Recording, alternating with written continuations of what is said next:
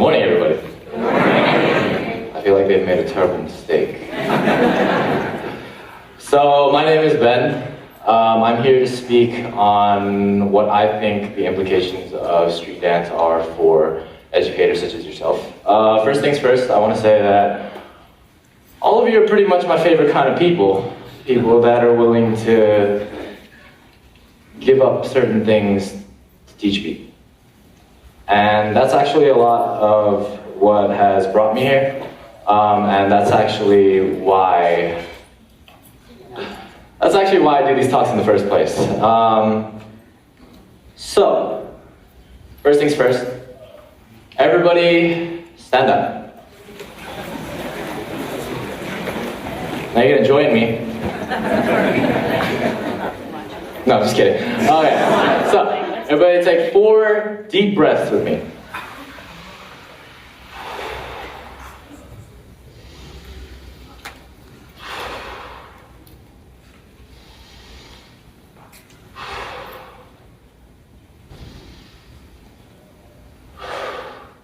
All right, now sit back down. We're going to try something. Now that all of you are centered here with me in breath, I'm going to try and center you in rhythm. Okay, so you're going to go right foot, left foot, clap. Yes? Trust me, even though when I do it, it looks weird, when all of you do it at the same time, it'll be epic. 400 of you. All right, so it's like, you guys know, we will rock you. You know that kind of thing?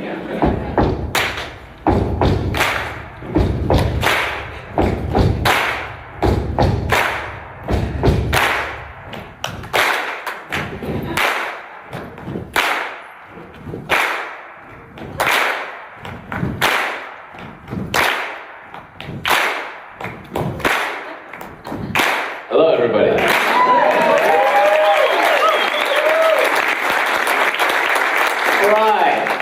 So, I started dancing. I'm in my 7th year of dancing now. I started when I was a sophomore in high school. So, how did I get here? Well, I did a talk for TEDx UCI. I just graduated from UCI in June. So, whoop, shouts out. I did a talk about battling, about battle dancing. So the styles that I mainly practice are popping, rocking, b-boying, house, basically all the hip-hop styles. And the reason that I think that all of you have something that you can take away from these styles is that all of these styles are systematic ways of viewing certain concepts and ingraining these abstract concepts into the physical body. For example, everybody put your arm out in a straight line right here. All of you have now 1 point here in your shoulder, 1 point here, right? So you got 2 points that make a line. Now, move it to a 45. Oh, this is cool. If only you were here and you could see all these people join me. Hello. Alright, so I want you to do one of the most difficult ways, and it's just the simplest version of one of the many styles of waving that I've learned. Everybody wave at me. Oh, I feel so. Okay, so what you can do with a simple concept like a wave is you can make the wave transfer into each different part of your body to create the illusion that there's something more there than just random twitches of the body. Yes? Okay. So, going with that, take that straight line concept again. We're going to bend it this time. So now instead of a 2-dimensional shape, you have a 3-dimensional shape. Ooh. Now, one more time. We're going to bend the hand. What you've just learned is the basic of a style called tutting. Oh!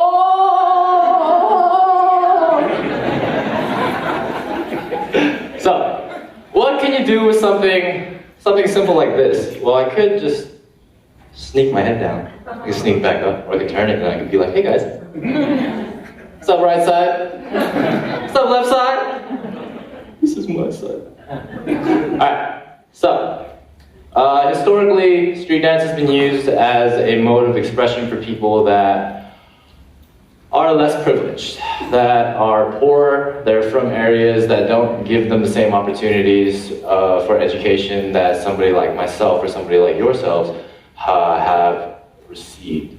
So, well, the first thing that I do want to say is that my mentors, the people that taught me these dances, are firmly in the belief that everybody should be taught the history of what they do. Everybody should be taught the roots of what they do, that all of these dances come from different places and from communities of people, and they're not just isolated random events that happen. Okay? So, I'll give you the example of the tut. So you guys learned that basic tut, right? One of the bigger versions of the tut, oh, this is so hard to do in this suit, I'm sorry, is to move from here out here, so that instead of just doing this random, this isn't really dancing. You see what I'm saying? You're like, yeah, I'm going through a circle, I'm so good. You see this? 3 dimensions, it doesn't make any sense. So, what do you have to add to the concept to make it a dance? Well, you have to add a groove. How many of you are musicians? Oh, thank God. This is not important. A groove, technically, is a little bit different than a move. And I'm gonna try and break that down for you. So a groove is something simple. It's just anything simple, like a...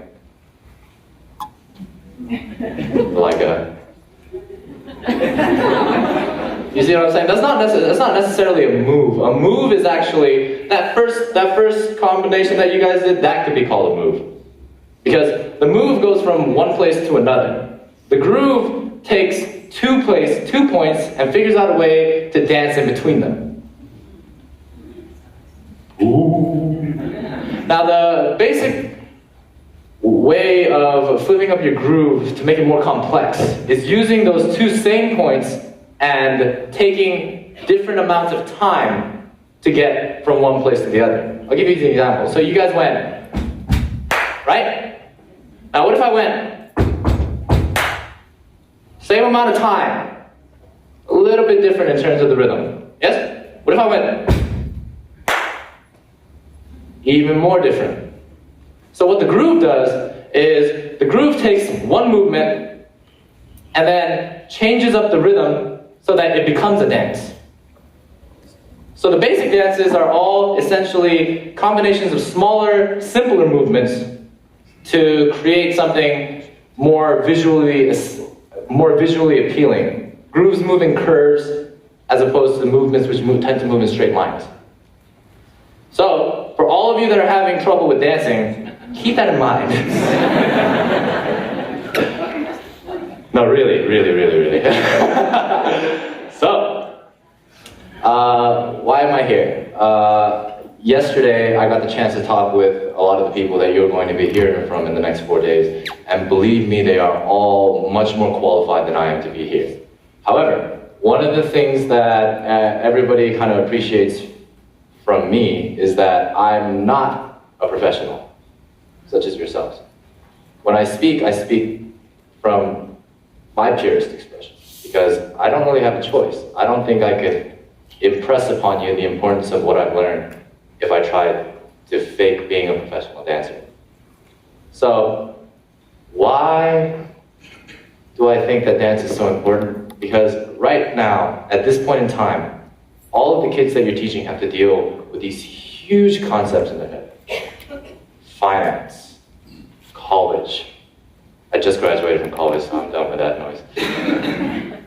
All these things, government, politics, are essentially combinations of concepts into systems that flow.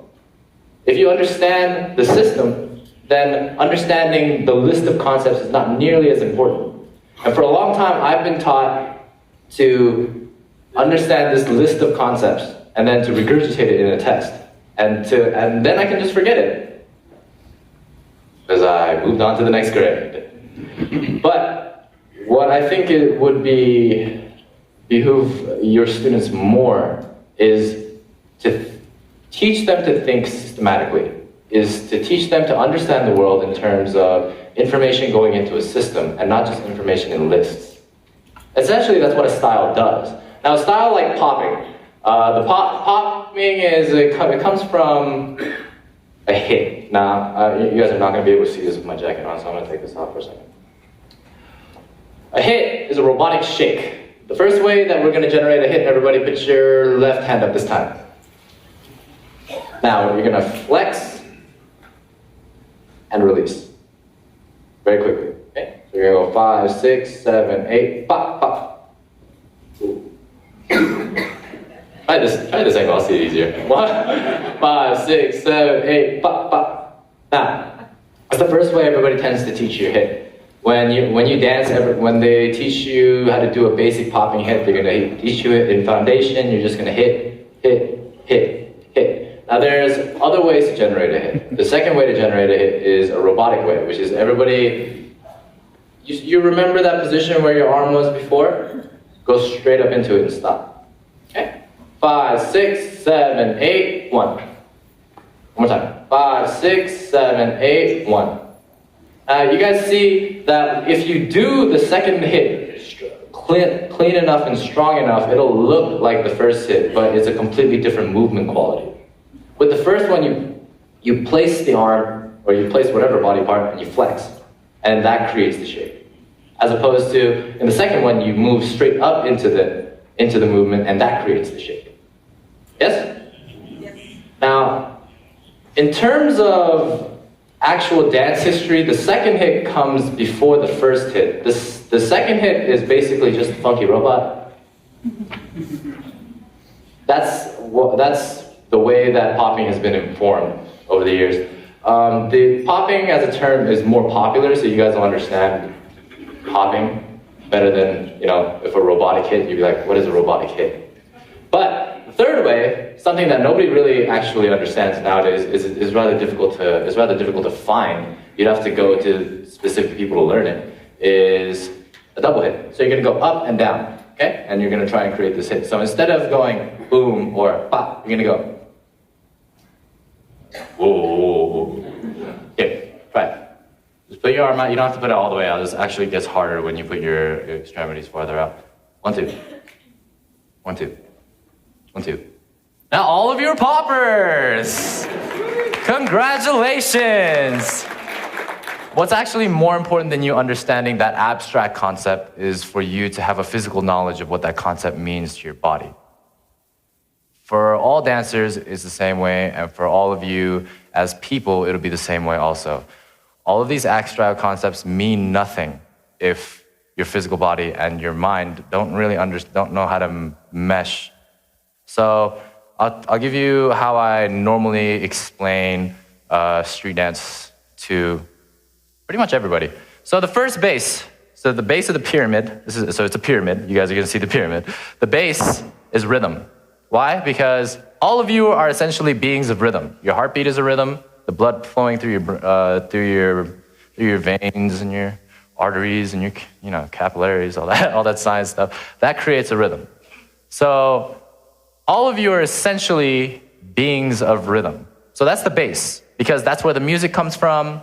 That's where everybody is going to be able to feel you. That's the base point where everybody is going to that's where everybody's just going to hit their common ground. Then you have your sense of physicality.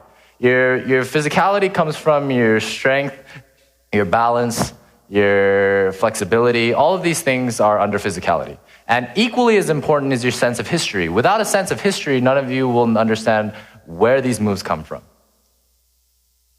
Above that is the dancer's personal touch, facial expressions, the ability to act, the ability to mime. So at the very peak of all of this hard work is the move, is that one movement. But nobody sees this. They only see this. So from far away, they'll see the move, but they won't see what made the move so ridiculous. And that's actually the thing that I want to thank all of you for, is that all of you are so underappreciated. And I think that everybody sees this and they don't understand how much work it took for you to get there.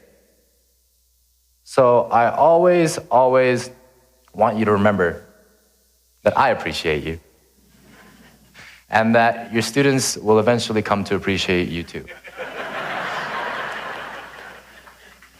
So, the song that I'll be presenting to is called Starve the Ego, Feed the Soul. It's actually really weird in terms of music, but if I can make you feel it, then I can make you feel something abstract, something that I'm trying to put out in physical form and not just trying to explain to you. I want it to be evident because the truth is always evident. And the truth is that all of you are ridiculously amazing. And all of you should be up here. And yet I'm up here. It's kind of weird. But it's a gift. And so I'm going to try and portray some of the gratitude in my dance.